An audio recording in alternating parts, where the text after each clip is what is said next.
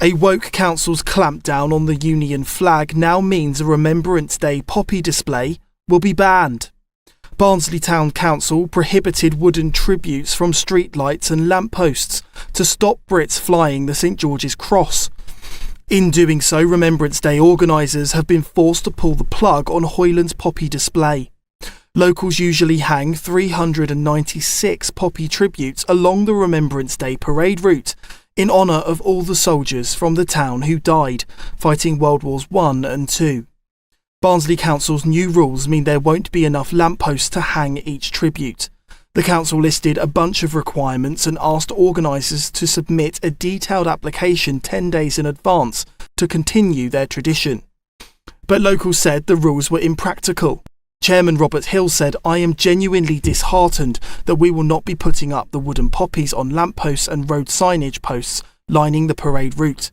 Following stipulations, Hoyland Town Centre, where we tended to place most of them, would be left looking bare with only the sporadic placing of poppies. There wouldn't be enough lampposts left to put them all on, and we can't put one up with a name and not another, as we believe this would be disrespectful." The council drew up the rules after the Raise the Colours campaign swept Britain, and flags were flown by proud residents across the country. Some councils have embraced the movement, some have deemed it best to leave the flags alone, and others have been active in taking them down. The Labour leader of Hertfordshire Borough Council has described those that put up the St George's flags and the Union flags out on lampposts as a bunch of criminals, extremists and nonces. Jeremy Newmark made these comments in response to the Tory councillor Brett Rosehill's question. Here it is. Do you accept that by constantly linking our national flag to extremism, as you did in the question, or the answer to the question, as well as many Labour MPs at the moment, that you run the risk of letting extremists define it instead of reclaiming it for the mainstream? Thank you, Councillor Rosehill. Councillor Newmark, please. Thank you for your question, Councillor Rosehill, and I'm sorry, but I'm not playing. I won't be taking lectures on our national flag and extremism from a councillor that has the audacity to speak in almost glowing terms in his question to this council about Operation Raise the Colours. Operation Raise the Colours. An organised and orchestrated attempt by a bunch of criminals, extremists, nonces, to hijack our national flag.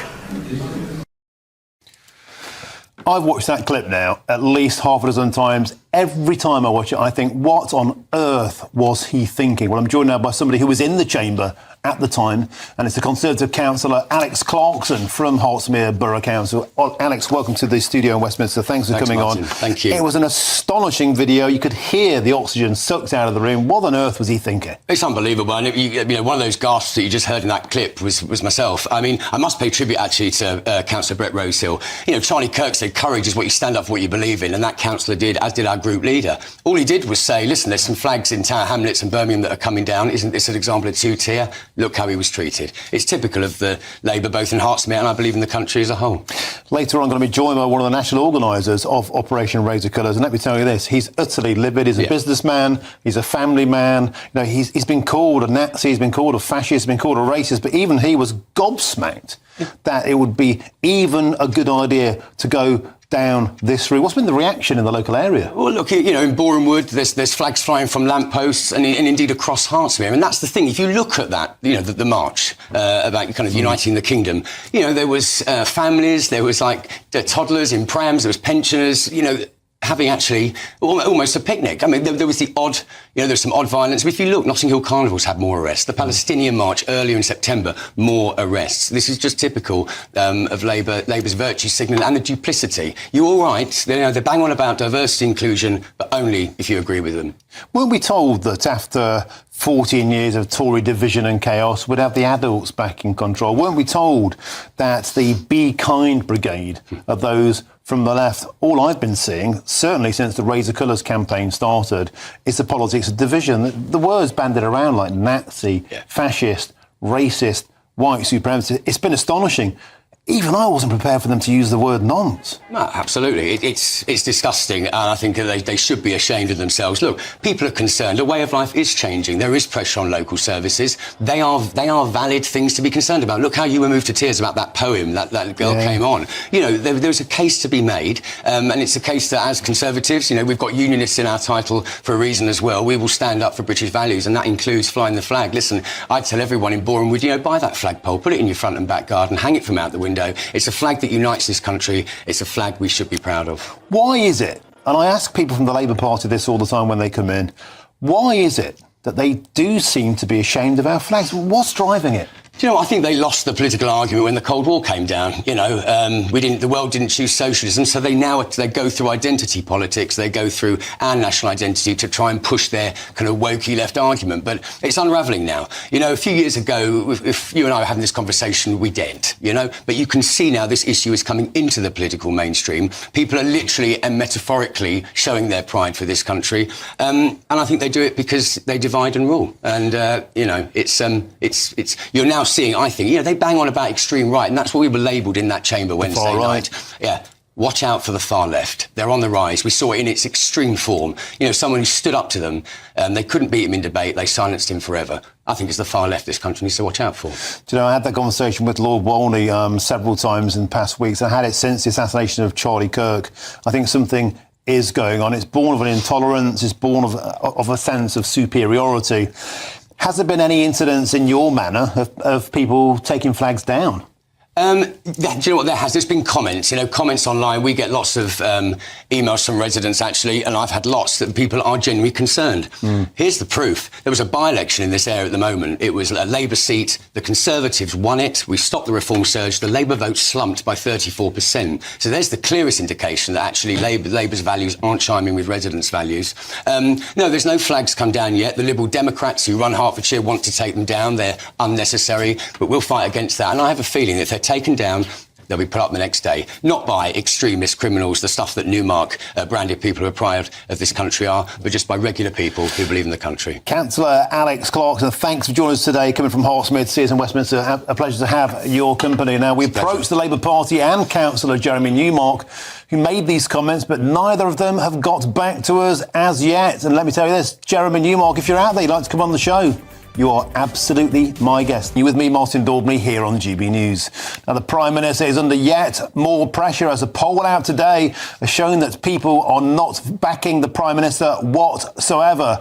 And new polling from Electoral Calculus also reveals that Reform have an 18% lead over the Labour Party. Well, I'm joined in the studio by the founder of Electoral Calculus, Martin Baxter. Martin, always an absolute pleasure. So first of all, let's get to an exclusive poll we done for GB News on Sir Keir Starmer's leadership and the public's faith in him. It's not looking very good. Good afternoon, Martin. We asked the public a simple question: should Keir Starmer remain as Prime Minister or resign?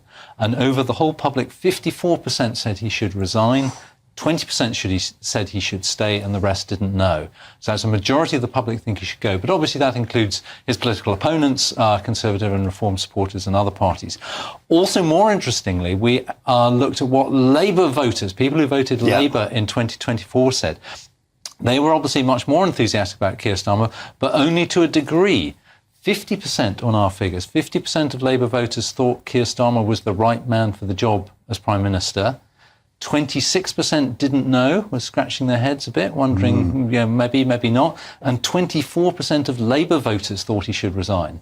So only about half of Labour voters have confidence in Keir Starmer as Prime Minister, which is, it's not the worst figures it could be, but it's not very good figures.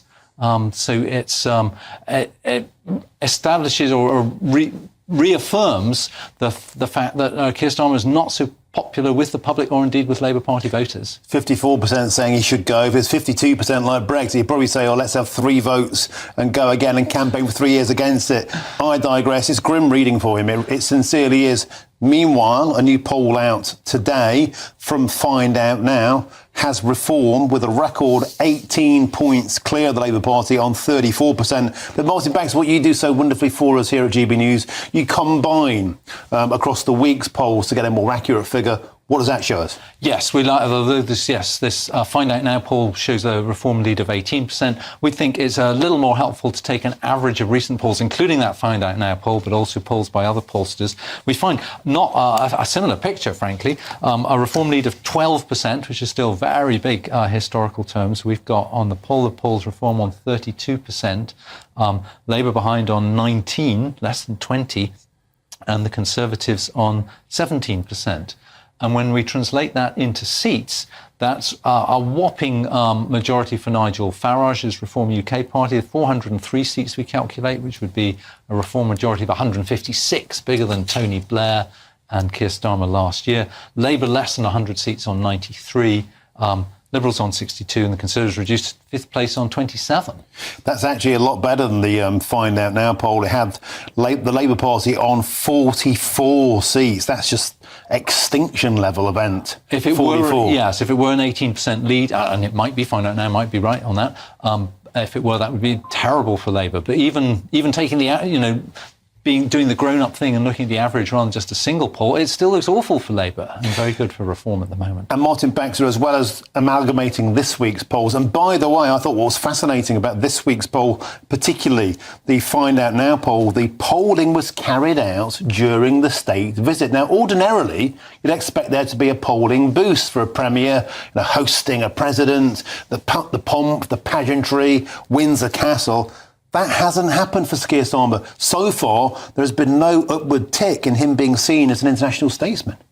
Yes, so far that's the case. I mean, it could be that amongst Labour voters or centre-left voters, Donald Trump is not perhaps the most popular American president, so a big meeting with him maybe doesn't play so well with the public. Although Keir Starmer, on the whole, had a fairly good 2 days. Nothing went wrong, so diplomatically it was successful, but politically it may not have achieved very much. But it is fascinating to consider that perhaps hobnobbing with a man that a lot of Labour voters, let's be frank, probably don't like very much, could potentially backfire. And it might not gel with people who vote Reform. They might not necessarily believe that Keir Starmer's heart is in it. Martin, you've got a third graphic for us now, one I find the most fascinating in many ways.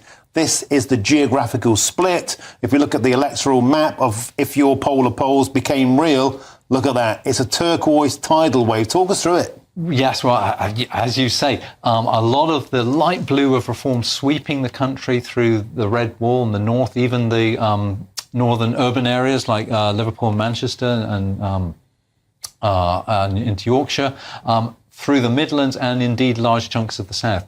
Only sort of central London remains as a Labour stronghold, and the SNP obviously doing better in Scotland on these figures. Reform are doing quite well in Scotland, but not enough to take a lot of seats yet. And what's really fascinating, there was a by-election in Cardiff overnight, and Cardiff is down as a die-hard Labour seat. They slipped 31 percentile in Cardiff. Reform put on 39%. Cardiff has gone to Reform award there for the first time ever. We're seeing Plaid Cymru doing well, but really the Conservatives being forced out. Labour Party, once again, the pattern we see week in, week out, Martin Baxter, Labour being forced back into city centres, into university towns, and the provinces being swept by that turquoise tidal wave. Martin Baxter, thank you as ever for joining us and bringing us fully up to speed. Always a pleasure to have your company. Thank you.